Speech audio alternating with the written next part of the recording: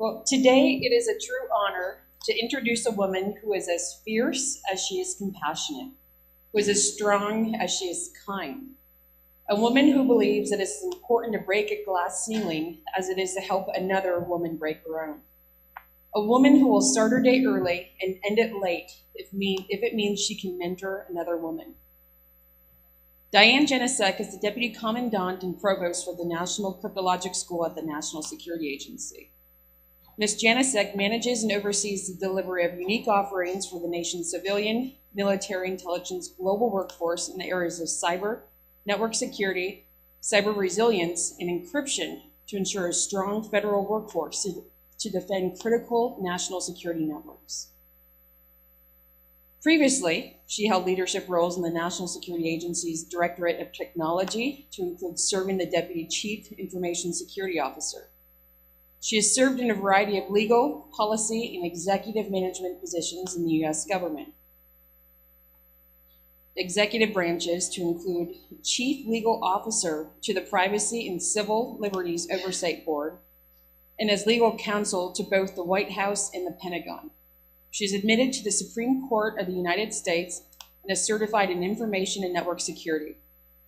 She is a member of the Defense Intelligence Senior Executive Service and holds an active top secret clearance.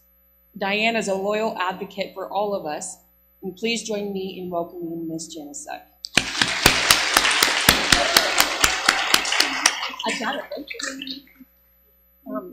The girls would like to give you something as well. Now? Oh, thank you. Thank you. I want to give you. Sure. Yeah. Yeah, sure.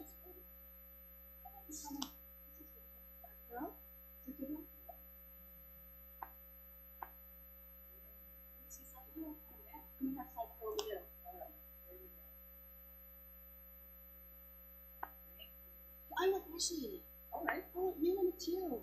Is that all right? She's not in any of the pictures because she's the one over there. And then we're going to get started. We're going to have a fun morning, okay? Promise.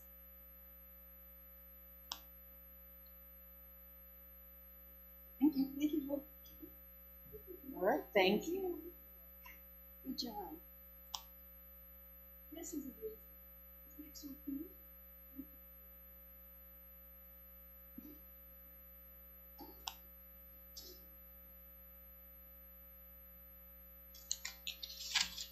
So, did everyone have a good night last night? Anyone want to tell me something that they did? Yes. Play Gaga Ball. Never heard of it. Wow. Was it fun? Good. What about you? Bingo. Did you win? No. Up in the back row with the ponytails. You did something with your friends? Oh, good. Okay, great. Back row over here. Oh, great. What kind of stories? Sad stories. Well, I'm glad you're with friends. In the blue shirt. That's great. It's a nice way to relax. What about you?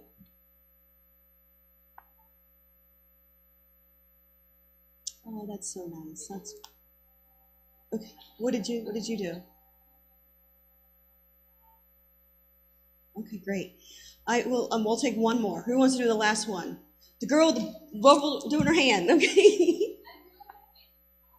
She drew on. Did it come off? Oh, did you take a picture of it?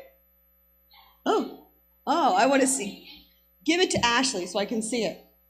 Okay, so I can see it later. Okay, great. Well, as Ashley mentioned, I'm Diane Janosek. I'm with the National Security Agency, but I've done lots of other things. And what you find out is during your lifetime, you can do almost anything, and you can keep reinventing yourself, right? I changed jobs a number of times. I took additional degrees, just kept learning, and just teaching myself different things. I was amazed observing you the last 2 days. So many of you are just like, yeah, I want to try this, figured it out. Oh, not right, go back, do it again. That's what your life is going to be like, right? 2 steps forward, 1 step back. You keep going and moving on, and you keep having fun, right? That's what cybersecurity is like for me. And so I'm hoping that maybe you'll think about having a career in cybersecurity. But even if you don't, what do we know now? Cybersecurity affects every single thing that we do, right? You know the phone that you have in your hand, the little chip inside, the little processor. That processor has more memory than the first supercomputer that we had in the United States, which was as big as this room. Isn't that an exaggeration either? Yeah, you can just stand up so we can all hear you, honey.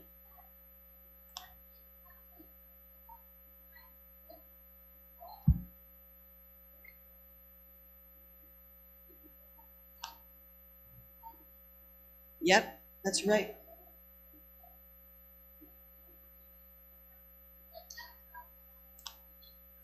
Yep. Yep, so she validated what I said. Thank you.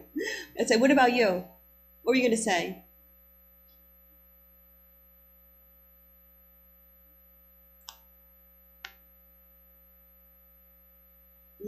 Probably true. So it's really powerful. They're talking about nanotechnology, everything getting smaller and more powerful. So almost any discipline that you go into, you heard Secretary Wilson talking yesterday, right, about you go into radiology, right? The computer helps you in the radiology. It's a computer that's using finance, energy, the energy sector, oil and gas, education, medicine, healthcare, the automotive industry, the smart car, telecommunications, retail. I mean, everything that we do today has a cybersecurity component to it, right? So most of us in this room are going to be multidisciplined. Most of you are going to understand cybersecurity and also maybe do something else as well. You may not just do cybersecurity, but it makes up everything that you do. And some of you may just want to go do straight computer science, which is awesome because we absolutely need them. Others will kind of branch out and do different things. And at some point in your career, you're going to be touching upon this field. So what's the nice thing about this camp is that it really shows that it's fun, right? A computer scary? It's the inside of a computer. What is it? Memory. What's else inside? Wires. The motherboard. What else is inside a computer?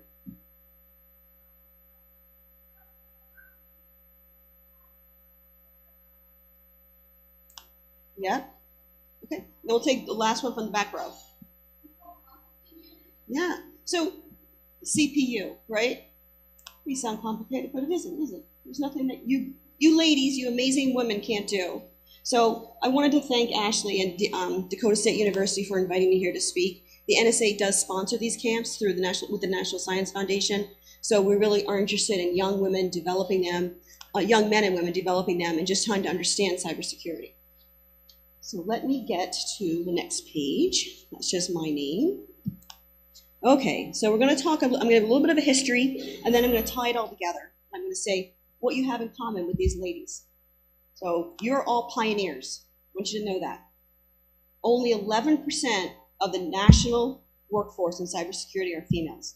It's very male-dominated, but that's okay. You know why? You got girl power. You got it going. You don't have to worry about it. We're going to change that. No matter what you do, you can actually change the dynamics of any environment that you walk into because you have that power, right? You create that energy. You create the power that's in the room and what you can do with yourself and your mind and what you can become. And we heard Secretary Wilson say yesterday, right? Achieve all that you can achieve. So I'm going to give you a little bit about these ladies, and then I'm going to tie it together in terms of what characteristics do they have that you have. Okay? Sound good? Okay, great. Okay. So, women of the past. Women have been influencing cybersecurity since the very earliest computers. How many of you heard of Ada Lovelace? Great. So most of you, well, it's great. I'm so excited. So Ada was a brilliant mathematician who expanded on Charles Babbage's notes on the analytical engine, suggesting that it was possible for the engine to repeat a series of instructions. What do they call that? Looping, right. So it made her the first computer programmer. Yeah, it didn't come out right away. They were thinking it was more likely to be somebody else. Okay, so what about Hedy Lamarr? She's the lady down the bottom. You recognize, everybody know who Hedy Lamarr is? A couple people recognize that? Okay, great. So she was a golden age actress, as you can tell. That's a movie picture there. So she was also a celebrated scientist and inventor. So along with a friend, Ms. Lamarr patented a radio signaling device that many years later became a crucial part of the technology for securing military communications and cellular phones. Her spread spectrum technology forms a technical backbone that makes cellular phones, fax machines, and other wireless operations possible. So she could act, She could do lots of other things. She was also a technologist. Who did we have up here yesterday singing for us? Raise your hand. Wasn't that great? Those girls were just great. You guys just sounded so wonderful. So I know that everyone in here is multi-talented. Absolutely, on multiple levels. So you're bright, you're intelligent, you're creative, you have a lot of things going for you. So many of you have so many special talents. We heard yesterday about the lady that was played lots of instruments. Where was she? They had 4 instruments. Maybe she just step out. The lady that played the oboe and the trombone. Oh, she's there. Now she's raising her hand. Okay.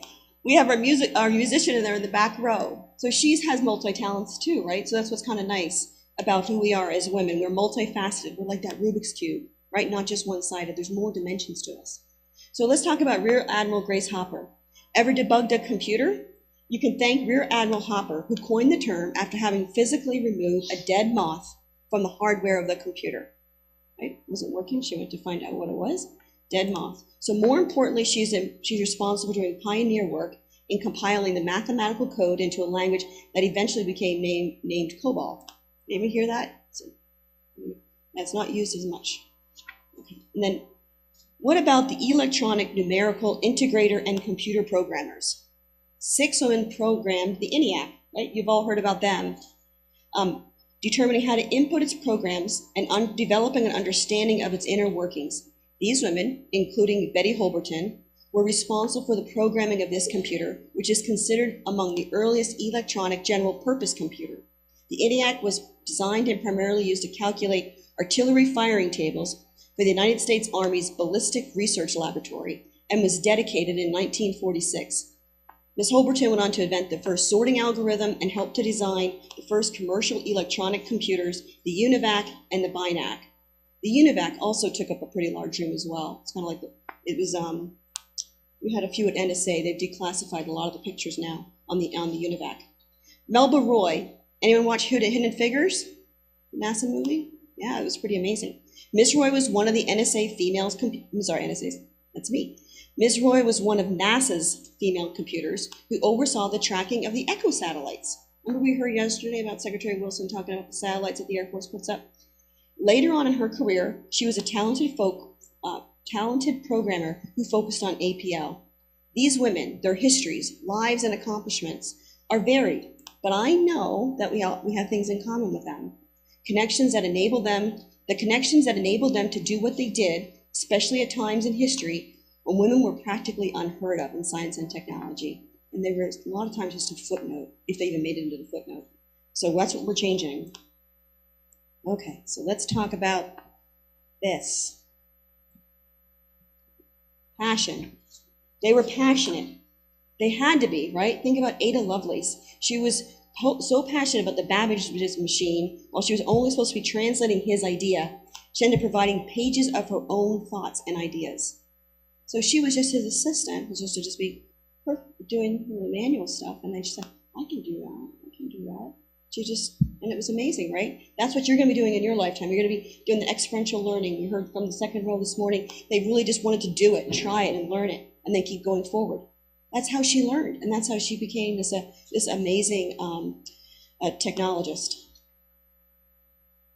Creativity. So all these women had creativity, right? Who's creative in here? Absolutely.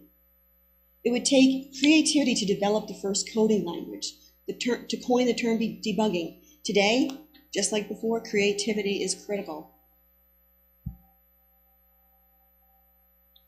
What does this say?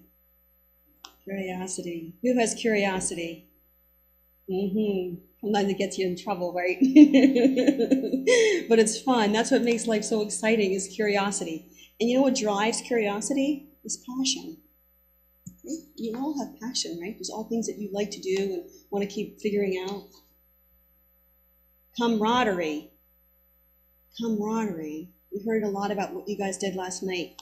Just having pizza in the room, reading stories together, right? Camaraderie is so important. That's what's going to help you really be successful in your lifetime. Camaraderie is being a part of a group that supports you as an individual. When a group believes in a shared purpose, they rely upon each other. They share in successes and failures, And as a team, it promotes group loyalty and a shared commitment to a uniting cause. As females that you may be working in a very male-dominated field, it's important that you develop camaraderie with your peers, classmates, co-workers, your professional, your other students. It will strengthen you as an individual and will ensure that the nation has a well-supported and capable workforce that can work as a unified whole. We heard there's a quote, I forget who said it, but it says you all have two hands, right? One's for yourself and one's for helping others, right? Pull others along. If you're in the 5th grade, help those in the 4th and 3rd grade. When you're a college senior, help those in maybe freshmen and sophomores. When you get your first job, help those that are looking for their first job.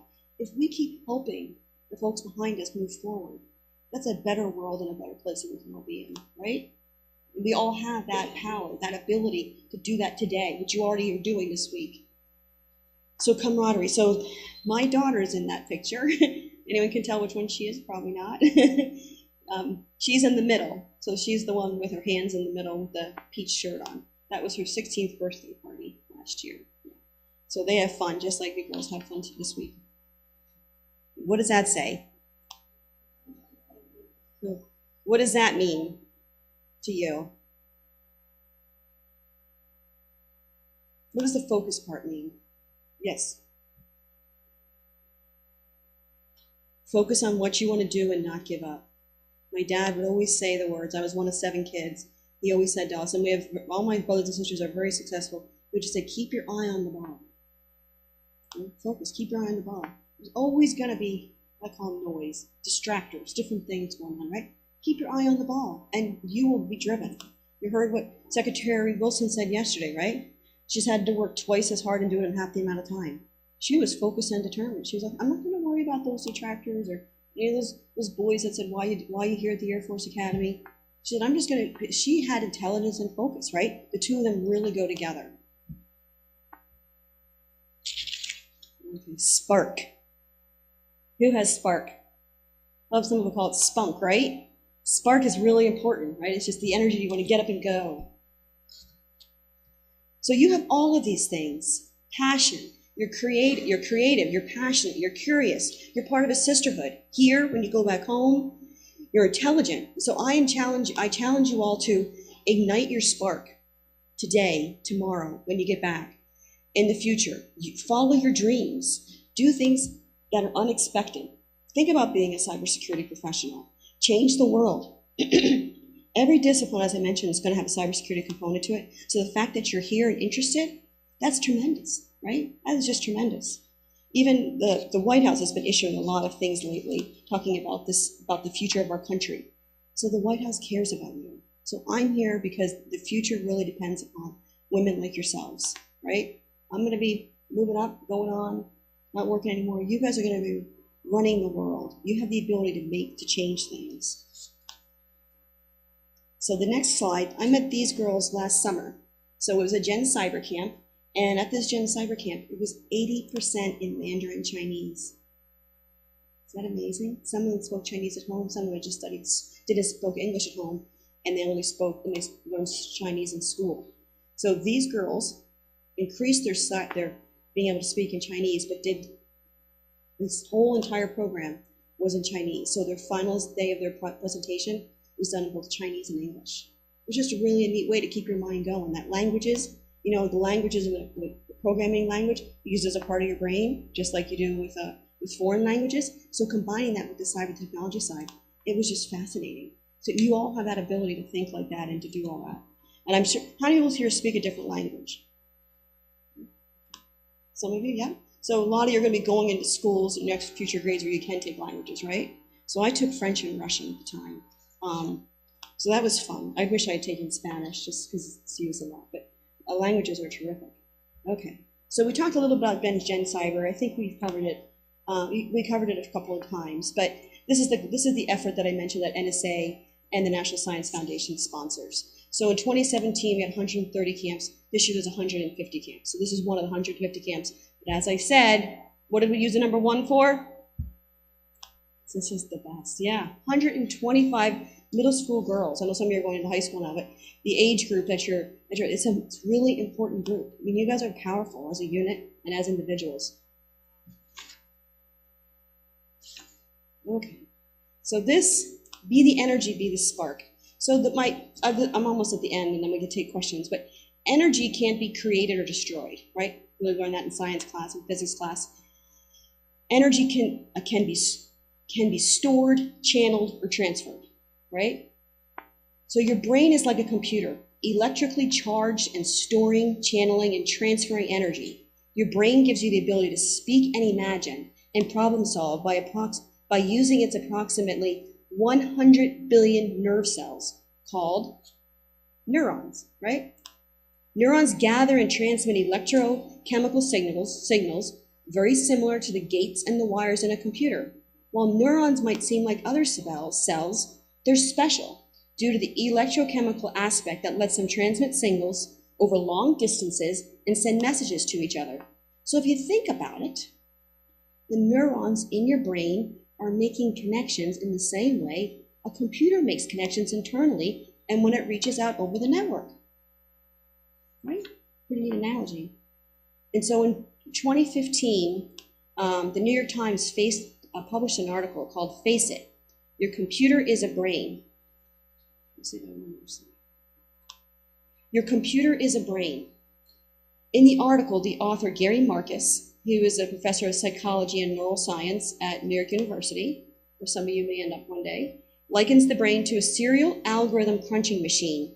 Even your emotions are the result of transmitted signals, integrated information, and the transformation of input into output. We've all learned about that yesterday, right? That's what you were doing all the hands-on with the hard drives. Marcus reasoned that if neurons are akin to computer hardware and behaviors are akin to the actions that a computer performs, computation is likely to be the glue that binds the two. So I read a second article that was from 2016 by Scott Aronson. He was at MIT. Some of you may also end up at MIT as well. His view is that because the brain exists inside the universe and because computers can simulate the entire universe given enough power, your entire brain can be simulated in a computer. And because it can be simulated in a computer, its structures and functions, including your consciousness, must be entirely logical and computational. I said there's just a beautiful analogy, and it's true, right? It's just because we all have that energy. Where does that energy come from? It's an electronic magnetic field that we have inside us. The bonds that we feel with each other are real. There are real bonds that are connecting us. So what I want to take from you today is that the connections that are made by the computers across the globe are no different than the connections that you're making every day. The connections that enabled Hedy Lamarr, Rear Admiral Hopper, Melba Roy, and many other women to change the face of computer science and thus the world. Who's that on the left-hand side? Is it left? No. Rosie the Riveter. And I was so excited when I came into DSU and did you guys see the sign with Rosie the Riveter with all your names inside of it? I thought that was so creative.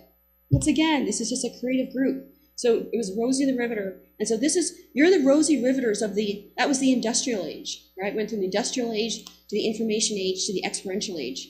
You're in a brand new age. You truly are breaking new grounds. Absolutely. You are pioneers. Don't think that you're just like everybody else. Every single one of you is special.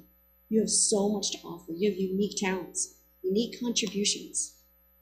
And you can really do what you want to do. So now let's dive into the future together with cybersecurity together. That's my daughter jumping in the ocean, in the Atlantic Ocean. Okay. So I just wanted to thank you for your time today and encourage all of you to channel the energy, connect with your network, change the world. Someday I hope your children will be seeing your faces on the big screen, right? And all the changes that you've made and the amazing accomplishments and the way that you left your imprint on the world. Remember to always be authentic. Be true to yourself.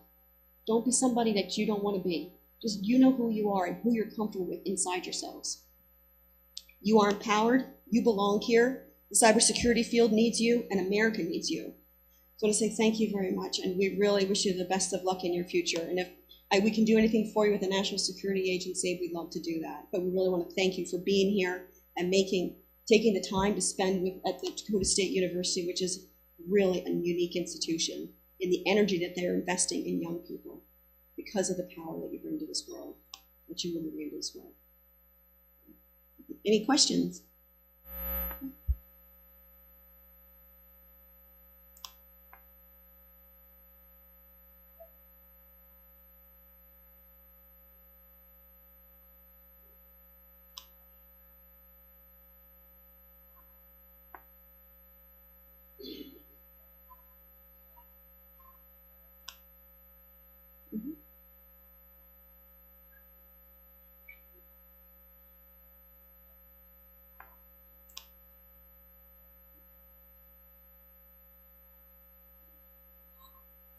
Mm-hmm. Mm-hmm.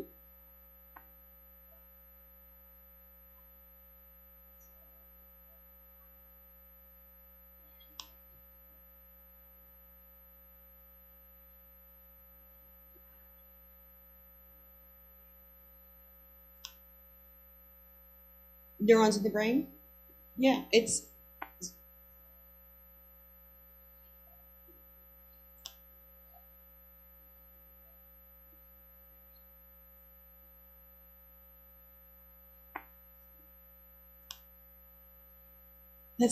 I actually think that's a neat analogy. The smartphone to a pocket calculator, there's different computing powers.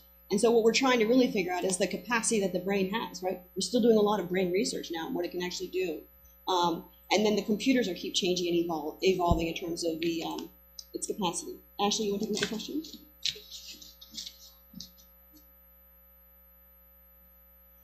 I went into cybersecurity because I was a chief legal officer for the Privacy and Civil Liberties Oversight Board, which is a fancy name for a small agency, a small board that reported directly to the White House.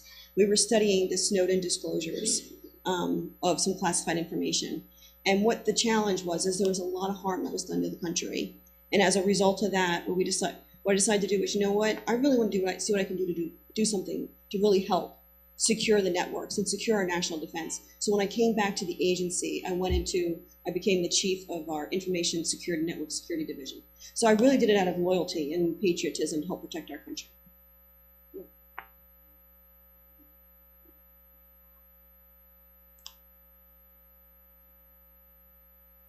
Mm-hmm. What was the power? I'm sorry. What? Oh, they were inserting algorithms to try to come up with an outcome. It could be creating an encryption or a decryption, encrypting something or decrypting something. It would do one calculation at a time. So you put the input in, put the programming in, and do the programming out. One last question. In the pink. Say that again. Pushed myself this far. Oh, I'm going to start to cry. My father died last year. He was a really good guy. So I mentioned I was one of 7, and right, so I'm an identical twin. And so there were 6 of us in 6 years, so we were a really, really close group of kids. We all had red hair. It's kind of funny. All a group of redheads running around. So both my parents, my mom was a nurse and my father was a chemist, and even my grandparents were educated. One was a lawyer, one was a nurse. And one was a banker on the other side of my family. So we had a really well-educated family. So my father kept saying, do education, prove yourself. But he didn't do it in a way that was overwhelming or pressuring. It was just do your best. Just do your best today, and just it's all you can do, right? Just do your best. Keep your eye on the ball, right? And so he just really encouraged us to keep moving forward. And because I had an identical twin sister, we thought learning was fun. Everything was fun. We could do our homework together, and we just had a lot of fun just learning and doing all different things. And so it was really through my family just saying, just do the best that you could. I grew up in Canada, so I had a really wonderful education. The math and science was very strong where I grew up. And then I graduated in Pennsylvania, and then I went from there to law school and then graduate school. I did graduate school about 10 years later. But what inspired me to move forward is, remember how we heard yesterday Secretary Wilson talking about all they really knew was medicine and law?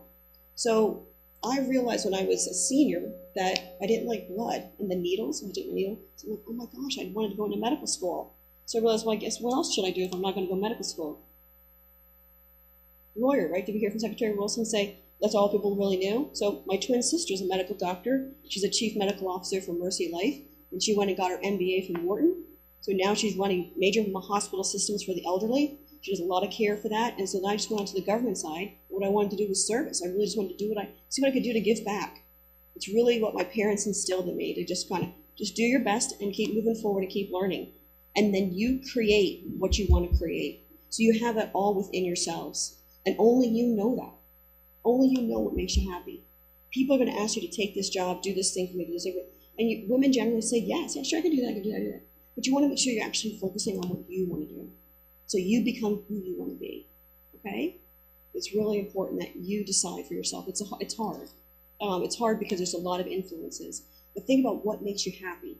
What do you enjoy doing on the weekends? If you had free time, what would you do? What really makes you tick, right? What makes that energy come out, right? What you will decide for yourself, and then use that and channel that for good. Okay, so you're a special group of people. So I have to get to the airport. So I just wanted to say thank you, ladies. It's really just stay in touch with each other.